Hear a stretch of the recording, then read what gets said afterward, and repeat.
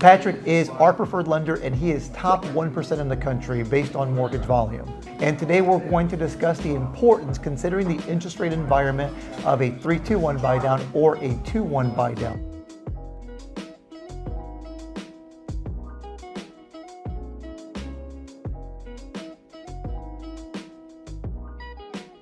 Now, it does have to be paid for by the seller, but Patrick's going to go into more detail as far as who can qualify, how is it paid, and what is the outcome. So Patrick, first and foremost, can you tell us what a 3-2-1 or a 2-1 buy down is? Absolutely. So a product that we're using nowadays is called a 2-1 buy down or a 3-2-1 buy down. Now, typically a buyer will do what's called a permanent buy down, where you permanently buy down your interest rate. But in this high interest rate market that we're dealing with right now, we have this 3-2-1 buy down or a 2-1 buy down where the seller actually will put some monies in an escrow account with the lender. And then every single month we pull money out of the escrow account and we supplement the buyer's payment. So we're not buying down the interest rate, we're buying down the payment. Now, the theory behind this is our interest rates are high, right, and we're expecting them to drop. So when the seller is putting this money in that escrow account and the interest rates drop in the next year or so, whatever's left over in that escrow account, the buyer gets it back. And then we can use that to pay for their refinance and to pay for permanently buying down their interest rate at that time. So a 3-2-1 buy down looks something like this. So let's say the interest rate is 7.5. The first year, the payment is going to be 4.5. Then it's going to be 5.5 the second year, 6.5 the third year, and then the year after that, it'll go to the 7.5. Now, would you say in this market, considering interest rates are high, a temporary buy down like this is more beneficial than a permanent buy down? And if so, why? Yeah, so exactly. So a permanent buy down is very expensive right now. Rates are high. There's not a lot of the industry in general. Rates are high. There's not a lot of what we call par plus pricing. So when you do a permanent buy down, it's very expensive. Right. So let's just say you bought it down a couple points. Then all of a sudden in 6 months, the interest rates drop a couple points. Yes. Then we're going to refinance you again. You just wasted all that money doing a permanent buy down. Now, a permanent buy down was good in the past year when rates were going up and we had rates from 3%, 4%, 5%. If you did a permanent buy down at that point and you bought it down a little bit more and now we're at 7 and 8%, bingo. Makes sense. It was a home run.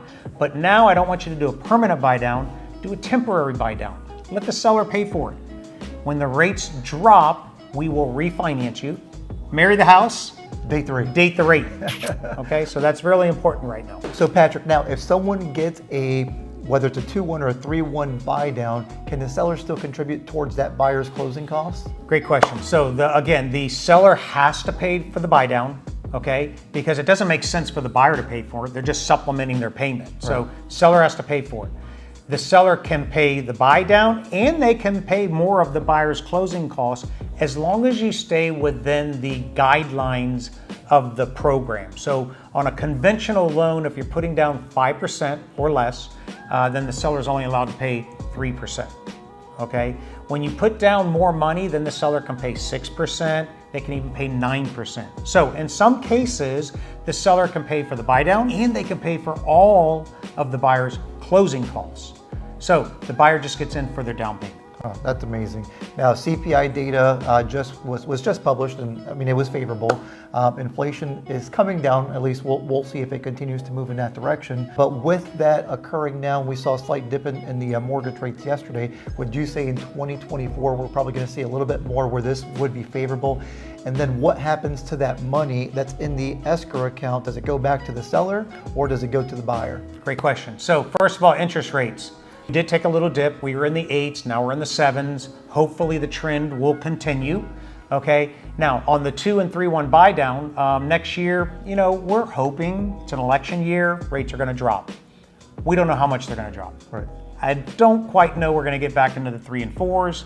We just need to get in the 5s, 6s, somewhere in that area. Now, when that happens, depending on your loan amount that you have, the size of the loan, we're gonna do what's called an ROI, a return on investment. How much does it cost you to refinance? Okay, and then how much are you saving? So then we got to see what the break-even point is. Is it 1 year, 2 years, 3 years? And then we'll determine if it's the right thing to do. Now, if you did a 2 or 3-1 buy down, whatever the money is left over that the seller put in that escrow account, it goes back to the buyer. Nice. It goes back to the owner in the form of a principal reduction. Okay, so that's why we like this program. A permanent buy down, you pay the money, it's gone. A temporary buy down, you get it back if you don't use it. So just to summarize, the payment is essentially being credited, from the buy down escrow account, and then whatever monies are left over, whenever the buyer decides to refinance, they get that money back, and the mortgage balance essentially would be lower. Would be lower. Oh, That's correct. amazing. Yep. That's amazing. For any questions on the 2-1 buy down, it's a little complicated, can be, but we can explain it to you, and it's a great program right now. It's really, really good for cash flowing, okay, keeping that low house payment right now with the high interest rates. And when you're working with a great real estate agent like Hector, he knows the program. We do this all the time, so we can lead you in the right direction. Yep. And remember, it's not money coming out of your pocket, it's paid for by the seller of the property, so it can only benefit you. The contact information will be below. Reach out with any questions, like and subscribe for more, and we'll see you next week.